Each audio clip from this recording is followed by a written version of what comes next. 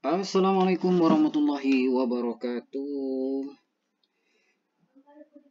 Selamat berjumpa lagi guru-guru hebat dengan channel Ahmad Sukri atau Kiai Ahmad. Pada kesempatan kali ini saya ingin berbagi tentang jawaban wawancara guru penggerak di angkatan 11 ini. Ini adalah pengalaman saya waktu mengikuti wawancara guru penggerak, calon guru penggerak angkatan 7 tahun 2022 sampai 2023. Dan jawaban-jawaban ini juga saya ambil dari berbagai sumber yang terpercaya.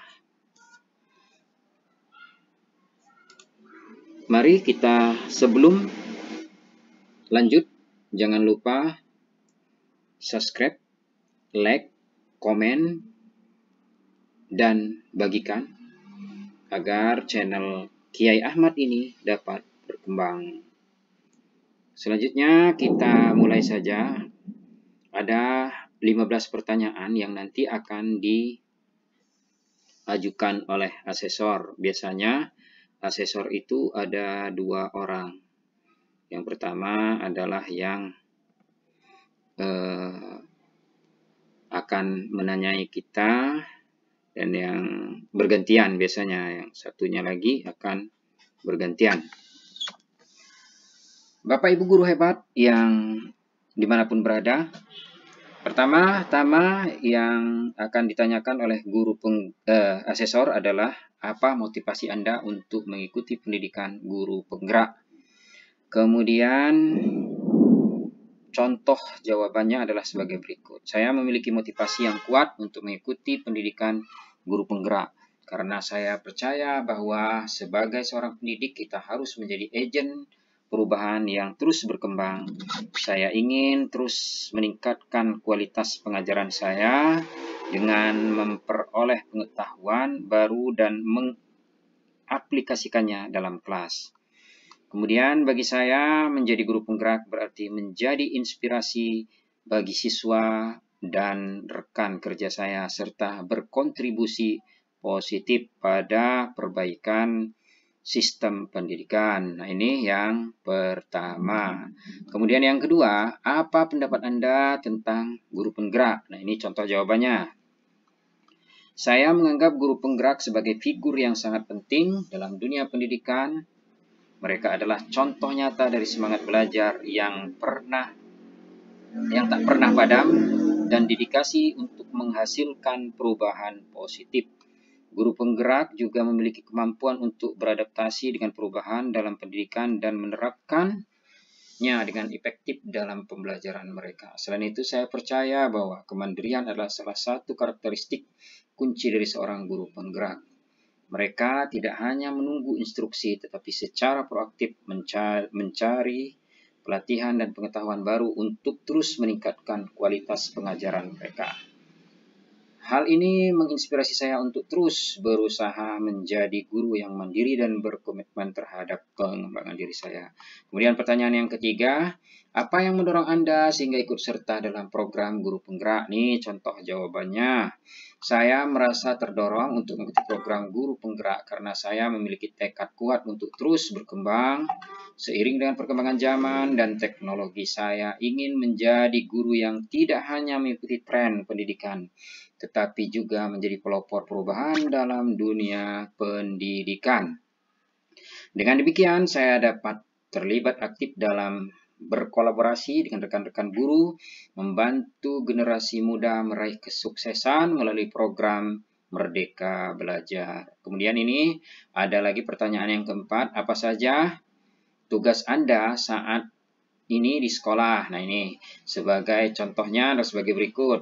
Guru di sekolah saat ini tugas saya mencakup mengajar materi pembelajaran, merencanakan pembelajaran, mengevaluasi siswa, memberikan dukungan kepada siswa, berkolaborasi dengan rekan guru, berkomunikasi dengan orang tua, dan terlibat dalam kegiatan sekolah lainnya. Semua tugas ini bertujuan untuk menciptakan lingkungan pembelajaran yang positif dan mendukung perkembangan siswa. Nah, kita lanjut ke pertanyaan nomor 5. Biasanya, apa kelebihan yang mendukung peran Anda sebagai guru penggerak? Jelaskan alasannya dan berikan contohnya. Nah, ini contohnya. Kelebihan saya mendukung peran saya sebagai berikut. Guru penggerak adalah kemampuan saya menciptakan pengalaman pembelajaran yang menarik, yang menarik dan berfokus pada siswa. Saya senang belajar tentang berbagai metode pembelajaran inovatif dan berusaha menerapkannya dalam kelas untuk membuat proses belajar lebih menarik dan berdaya guna bagi siswa. Saya yakin bahwa menjadi seorang guru penggerak memerlukan kemampuan untuk menginspirasi dan memotivasi siswa. Sebagai contoh dalam pembelajaran sehari-hari, saya berusaha menerapkan prinsip-prinsip filosofi Ki Hajar Dewantara seperti Ingarso Sung Tulodo dengan memberikan contoh yang baik kepada siswa, Hingmadia Mangunkarsa, dengan berada di tengah siswa untuk membangun motivasi dan semangat belajar mereka, serta Tuturi Handayani dengan memberikan dukungan yang baik kepada siswa. Sebagai contoh konkret, saya sering mengadakan proyek-proyek kolaboratif dalam kelas yang memungkinkan siswa untuk aktif berpartisipasi dan mengembangkan keterampilan sosial mereka. Hal ini tidak hanya meningkatkan motivasi siswa, tetapi juga membantu mereka mengembangkan keterampilan kolaborasi yang sangat penting dalam dunia nyata. Dengan demikian, saya yakin bahwa saya dapat memberikan kontribusi positif dalam peran sebagai guru penggerak untuk membawa perubahan positif dalam dunia pendidikan. Nah, ini pertanyaan yang ke-6. Apa kesulitan terbesar yang pernah Anda alami dalam mengajar ini pastinya ya. Contoh jawabannya adalah sebagai berikut. Salah satu contoh kesulitan terbesar yang pernah saya alami saat ini adalah mengajar adalah menghadapi perbedaan besar dalam tingkat pemahaman dan kesiapan siswa di kelas. Dalam setiap kelas ada siswa dan dengan tingkatan pemahaman yang beragam terkait dengan materi pembelajaran yang diajarkan. Ini dapat menjadi tantangan besar karena saya perlu memastikan bahwa pembelajaran tetap relevan dan bermanfaat bagi semua siswa tanpa meninggalkan siapapun di belakang. Untuk mengatasi kesulitan ini, saya selalu berusaha untuk mempersonalisasi pendekatan pembelajaran saya. Nah, ini ya. Kemudian saya memberikan dukungan tambahan kepada siswa yang membutuhkannya dan menyediakan materi tambahan untuk mereka yang lebih cepat dalam pemahaman. Kemudian, selain itu, saya sering menerapkan metode pembelajaran berbasis proyek atau kelompok di mana siswa dapat saling mendukung dan belajar satu sama lain. Meskipun itu adalah tantangan, itu juga merupakan peluang untuk meningkatkan keterampilan saya sebagai pendidik. Nah, ini kita masuk ke pertanyaan ke-7. Bagaimana langkah-langkah Anda dalam mengatasinya? Siapa saja orang yang Anda libatkan dalam mengatasi masalah tersebut dan bagaimana hasilnya? Contoh. Jawabannya adalah sebagai berikut. Saya mengatasi perbedaan dalam tingkat pemahaman siswa dan langkah-langkah berikut. Nah, ini yang pertama, mengidentifikasi kebutuhan individu siswa, kemudian mempersonalisasi pembelajaran sesuai kebutuhan.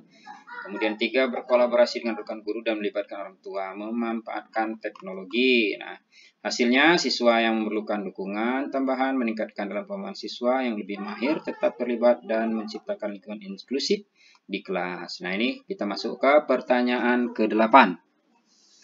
Jika Anda lolos seleksi sebagai guru penggerak, apa hal yang Anda lakukan terhadap siswa maupun sekolah tempat Anda bertugas? Contoh, jika saya menjadi guru penggerak, saya akan fokus pada pengembangan program pembelajaran inovatif, pelatihan guru dan pengembangan keterampilan hidup siswa, mendorong partisipasi dalam kegiatan ekstrakurikuler dan keterlibatan orang tua untuk meningkatkan kualitas pendidik di sekolah. Kemudian yang selanjutnya, berikan contoh perubahan inovasi, pemberdayaan gerakan, atau lainnya yang memberikan dampak nyata berdasarkan inisiatif Anda sendiri. Apa yang mendorong Anda melakukan hal tersebut? Contoh jawabannya adalah sebagai berikut. Salah satu inisiatif yang saya lakukan adalah memulai program mentoring siswa di sekolah. Saya merasa bahwa ada kebutuhan untuk membantu siswa yang mungkin mengalami kesulitan dalam belajar atau menjalani kehidupan sekolah mereka. Kemudian ini, apa yang mendorong saya melakukan ini adalah keinginan saya untuk memberikan dukungan tambahan kepada siswa dan membantu mereka meraih potensi penuh mereka. Kemudian kita tambah lagi, saya percaya bahwa mentoring dapat menjadi alat yang sangat efektif untuk mengatasi masalah seperti ketidakpercayaan diri, motivasi rendah, atau kesulitan dalam pembelajaran. Hasilnya, program mentoring ini telah memberikan dampak nyata. Siswa yang berpartisipasi dalam program ini telah menunjukkan peningkatan dalam pencapaian akademis mereka, peningkatan percaya diri, semangat yang lebih tinggi. Nah, di sini nanti kalau misalnya kita tingkatan SD, maka siswanya diganti menjadi murid ya. Nah, jadi ini kalau siswa ini untuk SMP dan SMA. Ini juga telah menciptakan ikatan kuat antara siswa dan mentor yang berdampak positif dan iklim sekolah secara keseluruhan. Inisiatif ini tidak hanya memberikan manfaat bagi siswa, tapi juga memperkuat komunitas sekolah dan memberikan saya kepuasan besar melihat perubahan positif dalam kehidupan siswa. Kita lanjut ke pertanyaan nomor 10. Biasanya apa potensi atau kelebihan yang Anda miliki? Nah, ini contoh jawabannya nih. Sini potensi dan kelebihan yang saya miliki termasuk kemampuan belajar cepat, keterampilan komunikasi, kreativitas, empati, keterampilan teknologi, kepemimpinan, dan ketelitian. Ini mendukung saya dalam berbagai peran inisiatif untuk mencapai tujuan memberikan dampak positif. Nah, ini. Kemudian kita ke pertanyaan 11. Apa yang Anda sudah lakukan untuk menciptakan perubahan? Saya telah berupaya menciptakan perubahan dengan fokus pada pengembangan peserta didik. Salah satu tindakan konkret yang saya lakukan adalah mengubah pendekatan pembelajaran agar lebih berpusat pada siswa walaupun dengan keterbatasan sarana dan prasarana. Saya telah memanfaatkan teknologi yang tersedia untuk menciptakan lingkungan belajar yang interaktif dan mendukung perkembangan individu siswa. Selain itu, saya juga aktif melibatkan siswa dalam pengambilan keputusan terkait pembelajaran mereka, berikan mereka suara dalam proses pendidikan mereka. Dengan demikian, saya berusaha menciptakan perubahan positif dalam pengalaman belajar mereka. Bagaimana menjalin hubungan dengan teman dan atasan? Contoh jawabannya adalah sebagai berikut. Nah, ini sangat penting ya, menjalin hubungan dengan baik. Teman sejawat, atasan adalah kunci untuk menciptakan lingkungan kerja. Saya menganggap penting untuk aktif dalam komunikasi, mendengarkan pendapat dan ide-ide mereka, dan berbagai informasi secara terbuka. Saya juga berusaha untuk selalu memberikan dukungan dan bantuan ketika diperlukan, serta menjaga kerjasama yang positif dalam tim. Dalam berinteraksi dengan atasan, saya fokus pada kinerja yang baik dan mencari peluang untuk pengembangan berkonsultasi dengan mereka mengenai pengembangan karir dan tujuan pekerjaan. Semua tindakan ini bertujuan untuk menciptakan hubungan yang saling menguntungkan di mana kolaborasi bersama menjadi prioritas. Nah, di sini 13. Bagaimana cara Anda mengambil keputusan? Nah, ini dia. Dalam mengambil keputusan, saya memiliki pendekatan berdasarkan beberapa langkah. Pertama, saya berusaha untuk memahami situasi secara menyeluruh dengan mengumpulkan informasi yang relevan. Selanjutnya, saya mempertimbangkan berbagai opsi tersedia, menganalisis konsekuensi dari setiap pilihan tersebut. Saya juga berdiskusi dengan rekan-rekan kerja, tim perlu untuk mendapatkan pandangan tambahan. Selain itu juga saya mendengarkan intuisi saya, tetapi juga menghindari pengambilan keputusan impulsif ya. Terakhir, setelah mempertimbangkan semua faktor, saya mengambil keputusan yang dianggap terbaik berdasarkan informasi dan analisis yang telah saya lakukan. Nah, ini ya. Kemudian yang ke-14 adalah bagaimana cara Anda mengembangkan diri. Contoh, sebagai seorang guru, pengembangan diri adalah hal yang sangat penting bagi saya. Saya terus-menerus mencari berkesempatan untuk meningkatkan kualifikasi dan keterampilan saya.